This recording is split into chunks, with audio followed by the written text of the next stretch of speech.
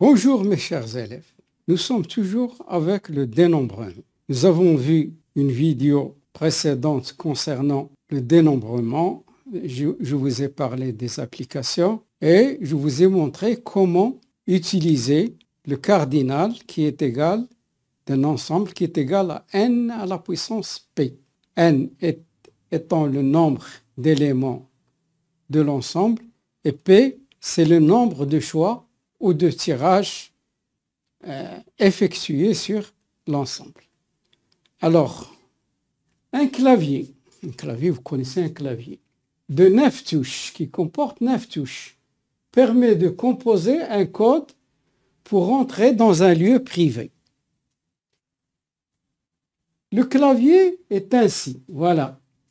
Le clavier, il contient des lettres ABC et il contient les chiffres 1, 2, 3, 4, 5, 6. Alors, le code pour entrer dans ce lieu privé se compose de 2 lettres.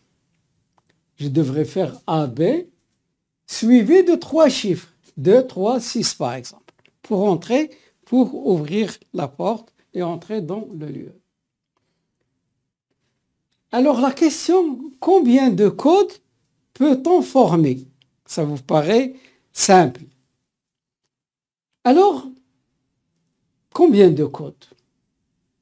A, B, 1, 2, 3, B, C. Oui, il y en a beaucoup, Mais il doit y avoir une règle qui nous permet d'arriver à compter ou à dénombrer le nombre de codes possibles ou favorables.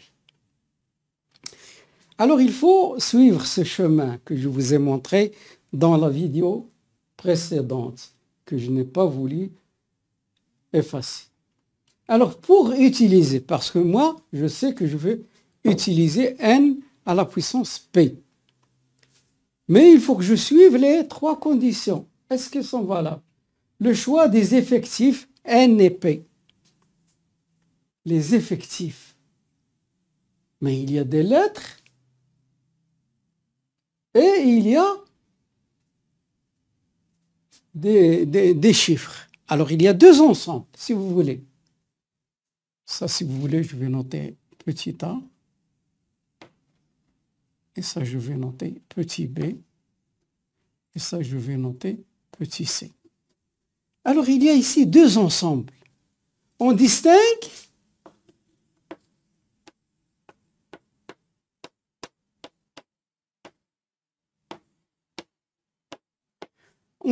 deux ensembles.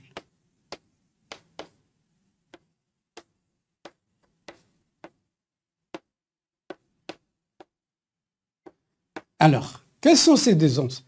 L'ensemble E,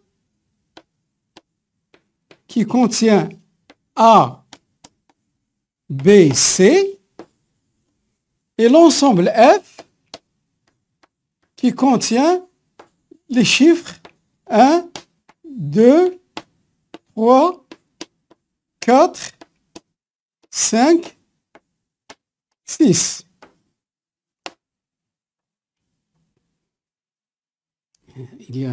C'est pas le même, c'est pas des chiffres ou des lettres. Alors on distingue 2 ensembles, l'ensemble de lettres et l'ensemble de chiffres. Alors, pour chacun de ces ensembles, nous allons voir quel est le n et quel est le p. Alors, pour l'ensemble E,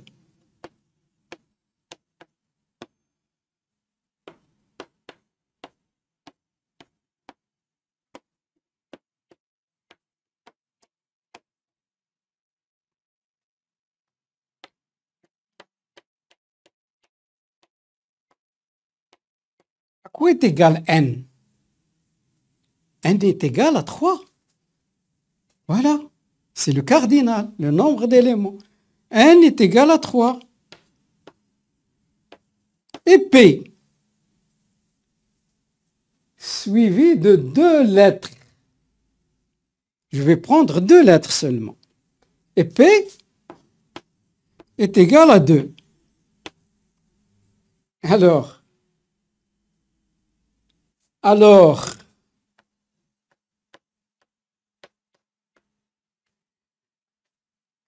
n à la puissance p est égal à 3 au carré. C'est égal à 9. Maintenant, pour l'ensemble f, pour l'ensemble des nombres,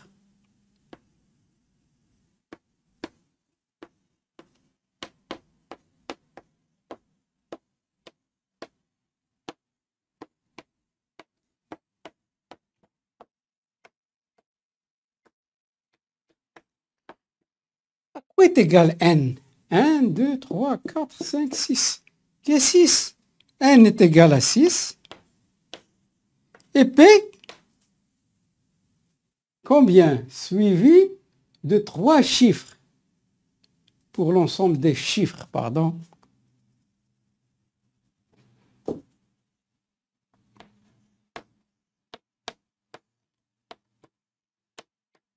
Bien. Et p est égal à 3. Donc, n à la puissance, alors, n à la puissance p est égal à 6 à la puissance 3. 6 fois 6, 36, multiplié par 6. 6 fois 6, 36, 6 fois 3, 18, 21. Bien. Maintenant, le nombre de codes qu'on peut former. Regardez, le code se compose de 2 lettres suivies de 3 chiffres. C'est-à-dire, on prend les lettres et les chiffres. Et en mathématiques veut dire multiplier. Et veut dire multiplier.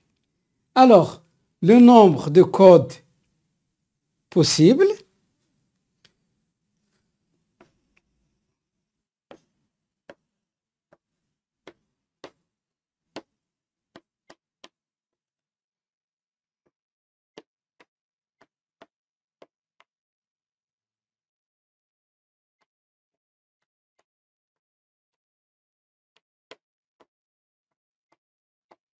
et c'est ce qu'on appelle n à la puissance p.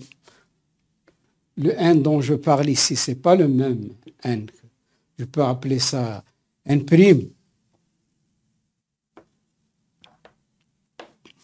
Pas le même, bien sûr. D'accord? Alors, sera celui-là multiplié par celui-là. Alors, et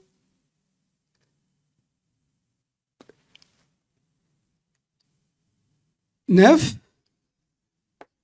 multiplié par 216.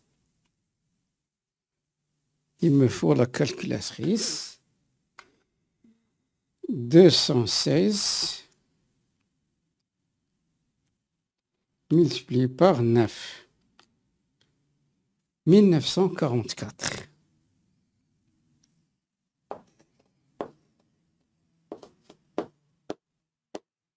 Vous voyez, 1944 codes pour pouvoir entrer dans ce lieu privé. C'est pas facile de pouvoir détecter tous ces codes. Donc ça vous paraît facile. C'est pour ça que chaque fois pour ouvrir un coffre-fort, on ne peut pas imaginer tous les... Et parfois il y a plus que...